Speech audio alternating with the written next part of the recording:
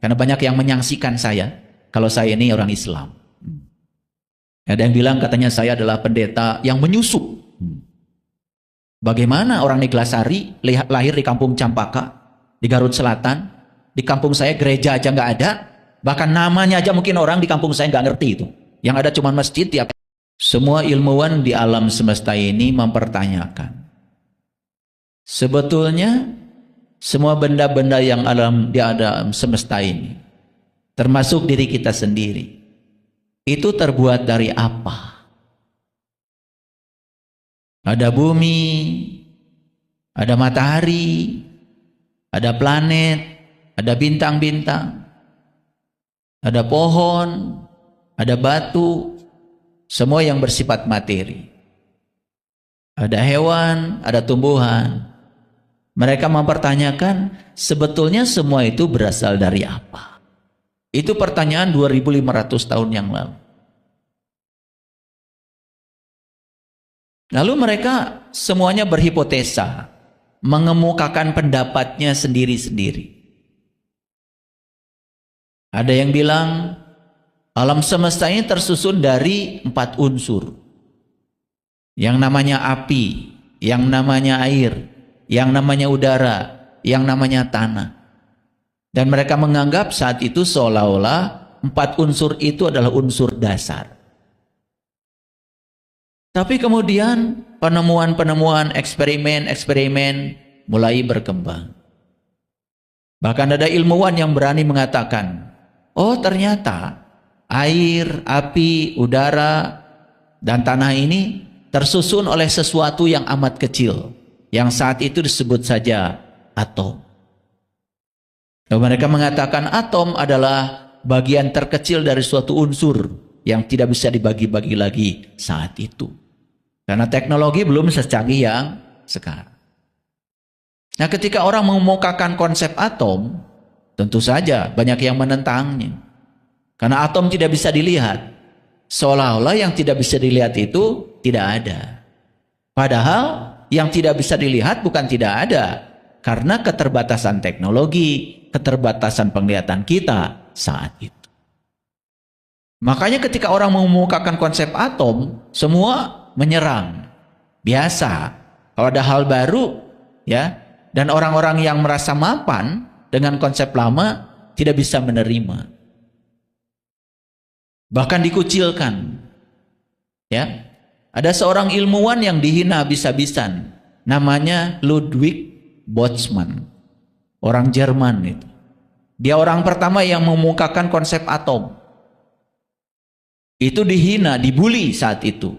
Karena berbeda dengan konsep yang mereka miliki saat itu. Nah, karena tidak tahan, Ludwig Boltzmann ini akhirnya bunuh diri.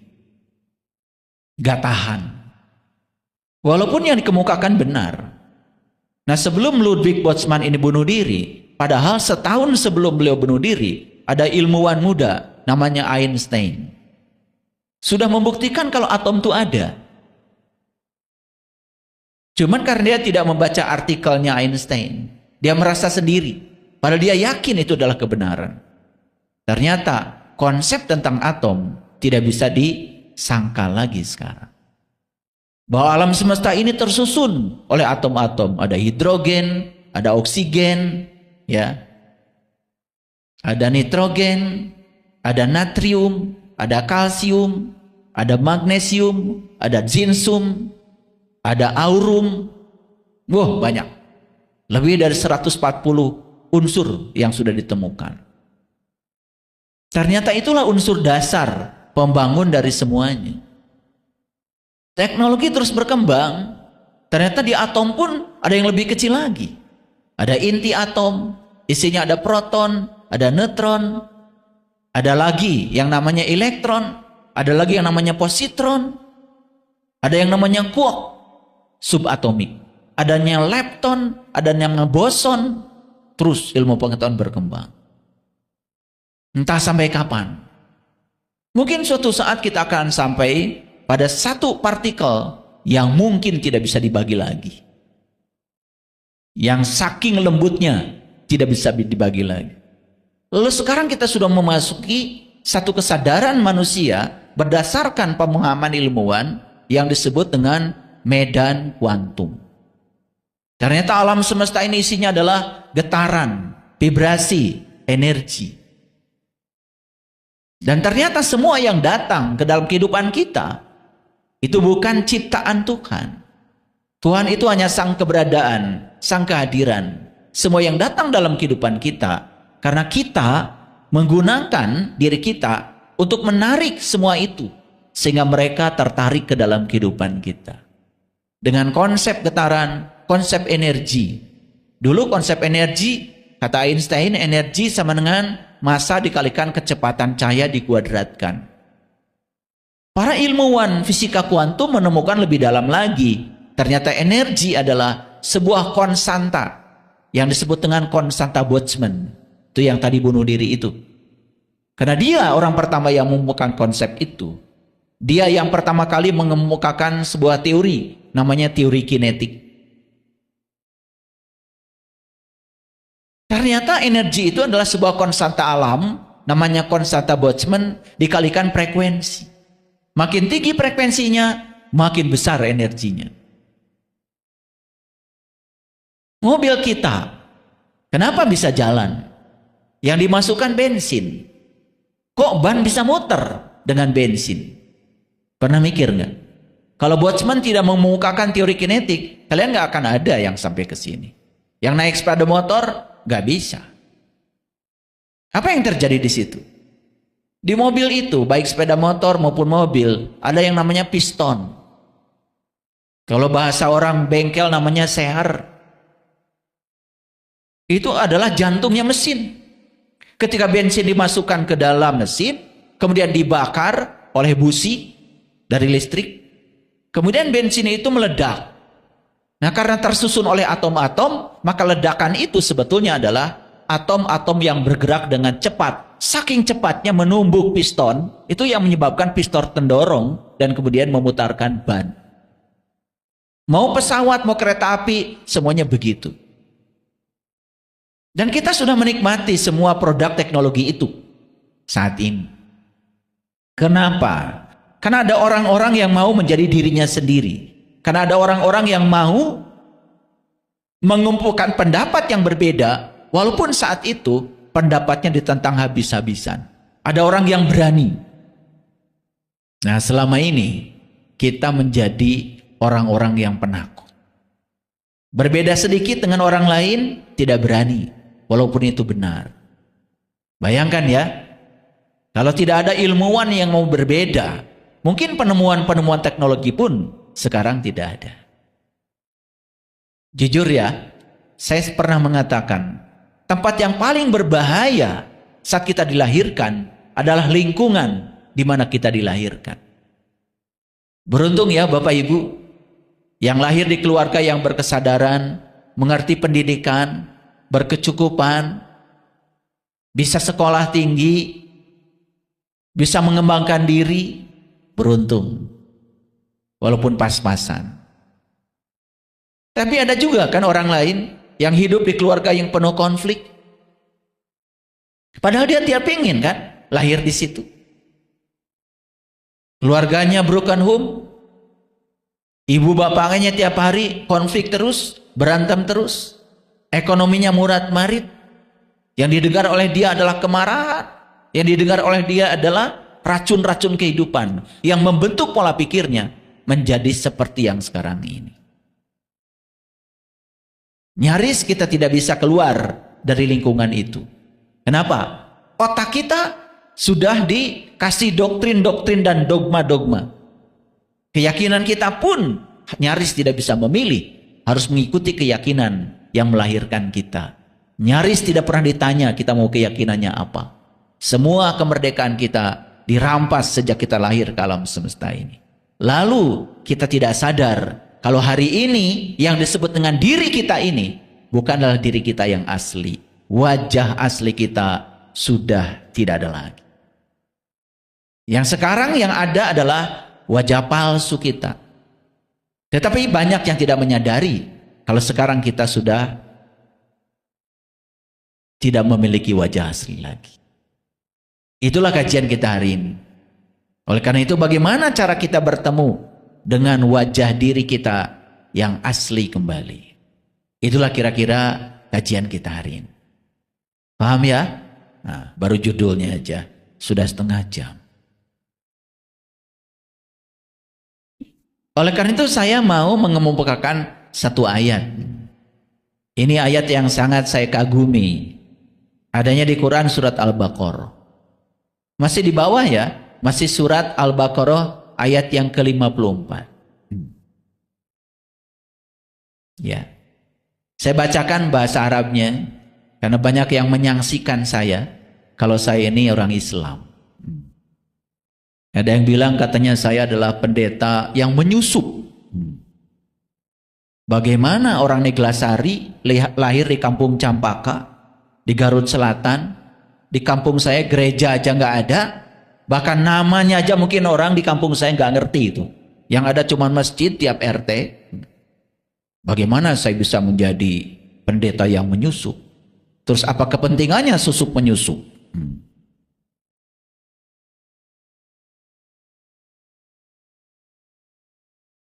Jadi saya bacakan ya, biar orang-orang tahu kalau saya ini dari kecil dibesarkan di lingkungan keluarga Islam.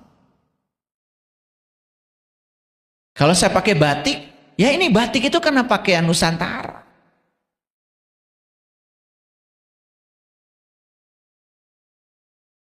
Ya. Karena saya nggak punya jubah, punyanya ini. Wa iz qala Musa li kaumi. Dan ingatlah ketika Musa berkata pada kaumnya. Jadi Musa ini berkata pada kaumnya. Musa siapa? Musa itu ya seorang rasul. Musa itu bisa dipandang sebagai sosok, bisa dipandang sebagai peran. Bedanya apa sosok dengan peran? Pak Prabowo itu sosok, perannya presiden. Jadi kalau sosok itu ada batasnya, tapi kalau peran itu selamanya. Toh nanti begitu Pak Prabowo tidak jadi presiden lagi, pasti akan ada yang meneruskan sosok yang lain di peran itu.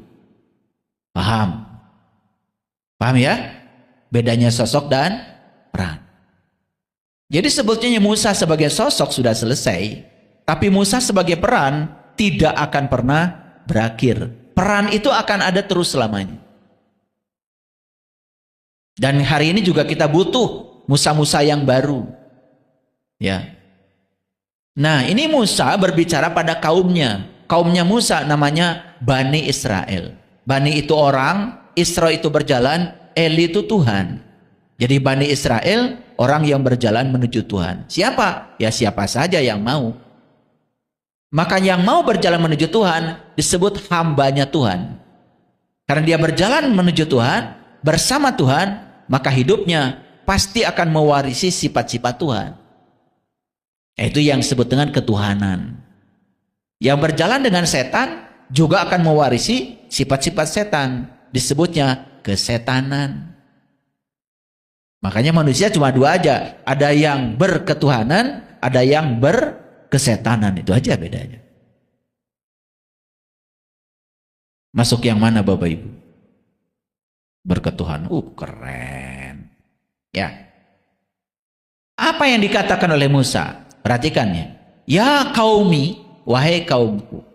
Innakum dolamtum anfusakum. Hai kaumku, sesungguhnya kamu telah menganiaya dirimu sendiri. Dolam, dolim yang diterjemahkan aniaya, sebetulnya dulum itu artinya adalah gelap.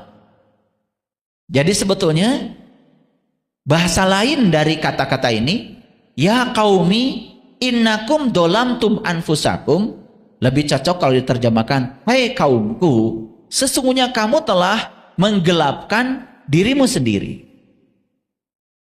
Jadi sebetulnya kaumnya Musa ini sedang disadarkan oleh Musa bahwa dia itu dulunya itu adalah cahaya. Dulunya itu adalah penerang. Tetapi dengan kesibukan dunianya dia telah menggelapkan dirinya sendiri. Jadi dirinya sudah gelap. Artinya sudah berubah wajah. Dari wajah yang terang benderang berubah menjadi wajah yang gelap gulita.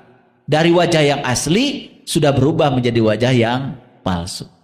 Cocok nggak kira-kira ayat ini buat kita saat ini? Cocok ya? Cocok. Saya tentu saja bukan Musa, bukan siapa-siapa. Saya nggak tahu apa-apa, nggak bisa apa-apa, ya, tidak punya apa-apa. Bahkan saya juga bukan siapa-siapa. Saya cuman ingin menyampaikan aja ayat ini kali aja bermanfaat buat Bapak Ibu. Ya, nah sekarang kita bawa ayat ini seolah-olah dialog ini sedang terjadi di ruangan ini supaya kontekstual, bukan sekedar konseptual. Karena Al-Quran itu abadi. Al-Quran itu berlaku sepanjang zaman. Karena Al-Quran berasal dari sumber yang universal. Al-Quran berasal dari sumber yang abadi. Kebenarannya bersifat abadi. Makanya kebenaran yang universal dari manapun datangnya, dari siapapun datangnya, kalau berasal dari sumber yang sama, pasti bisa dimengerti oleh siapapun. Makanya saya pernah belajar tradisi Hindu, saya belajar tradisi Buddha, saya belajar tradisi Nasrani, saya belajar tradisi Islam, bukan mau mencampur adukan itu. Karena saya ingin tahu, kalau kebenaran itu berasal dari satu sumber, pasti ya bisa dipahami dari manapun datangnya. Bukankah para sahabat juga di zaman Rasulullah sudah tahu ada satu pernyataan di zaman itu, jangan lihat siapa yang berkata, tapi dengarkan apa yang dikatakan. Maka saya tidak alergi belajar dari siapapun. Yang namanya kebenaran dari siapapun tetap aja kebenaran. Karena kebenaran kalau berasal dari sumber yang maha benar, pasti bersifat universal. Makanya kajian saya, ada yang mendengar sahabat kita dari Bali, agamanya Hindu. Ada yang mendengar sahabat kita dari Buddha, dari Nasrani. Kalau saya lihat komen-komennya, itu karena yang saya sampaikan kebenaran bersifat universal. Artinya siapapun yang mendengar, ya pasti akan cocok, apapun keyakinan. Paham ya? Nah. Oke, dilanjutkan dulu ya. Sesungguhnya kamu telah menganiaya dirimu sendiri. Sebenarnya dolim itu bukan aniaya sebetulnya, tapi telah menggelapkan dirimu sendiri. Paham ya? Oke. Apa yang dilakukan umatnya Musa? Nah, di sini dikatakan ya, bitihadikumul ijla. Nah, karena kamu telah sibuk dengan ijla. Jadi ijla itu oleh Departemen Agama disebut anak sapi. Pernah lihat anak sapi? Pernah lihat nggak anak sapi? Pernah lihat ibunya sapi? Ah, makanya ini Qurannya namanya Quran surat Al-Baqarah. Al-Baqarah itu cerita sapi betina. Nah, sapi betina itu lambang dari ibu. Lambang dari jasmani. Nah, ijla itu diterjemahkan Departemen Agama anak sapi. Awas, anak sapi yang dimaksud ini bahasa mutasabihat, bukan anak sapi yang itu. Tapi anak sapi itu segala hal yang berhubungan dengan urusan jasmani. Oke, Bapak Ibu saya tanya dulu supaya ngerti. Ini jasmani kan? Jasmani. Dibedakin nggak tadi? Oh, bedakin ya, udah camerong gitu, betul nggak? Gitu, takut kelihatan ya, kelihatan hitamnya. Makanya sebisa mungkin diukir. Berapa banyak tuh tadi ngukir wajah, betul nggak? Udah, habis itu disedau, betul nggak? Ya, biar kelihatan simetri. Habis itu dikasih merah-merah. Betul nggak? Biar kelihatan tegentel teuing lah. Gentel ya. Ini Garut ya, gentel. Ya, dan lain sebagainya. Habis itu apa? Kasih baju yang bagus. Betul? Dijilbabin. Iya. Miring dikit. Masuk lagi kamar. Si miring, nanti bahaya dilihat orang lain. Betul nggak? Nah, Nah, segala urusan yang berurusan dengan jasmani itu ijla. Itu yang disebut dengan sapi betina. Kasih makan nggak? Kasih. Betul nggak? Kerja dari pagi sampai sore, makanannya harus yang bagus, bajunya harus yang bagus. Dikasih sendal nggak tadi? Kasih. Ya, sendalnya juga yang branded. Betul nggak? Ya, dikasih jam, kasih emas. Ya, ketiga mata. Ya, padahal sebenarnya agak negatif, biar kelihatan tidak pesek, pakai kacamata. Itu. Jadi kita ini sibuk sekali dengan urusan jasmani, betul nggak? Sampai-sampai kita ini lupa dengan diri sejati kita, lupa dengan diri kita yang di dalam, lupa dengan tubuh batin kita, yang itu nyaris tidak pernah diukir, nyaris tidak pernah diurus, betul? Betul apa tidak? Betul nggak? Wah, untuk kepala ini ya banyak sekali aksesorisnya. Betul nggak? Banyak sekali. Tapi aksesoris untuk yang di dalam dipikirin nggak? Nggak. Nah, makanya di Quran dikatakan kamu itu telah menzolimi dirimu sendiri karena kamu terlalu sibuk dengan anak sapi. Kira-kira ngerti?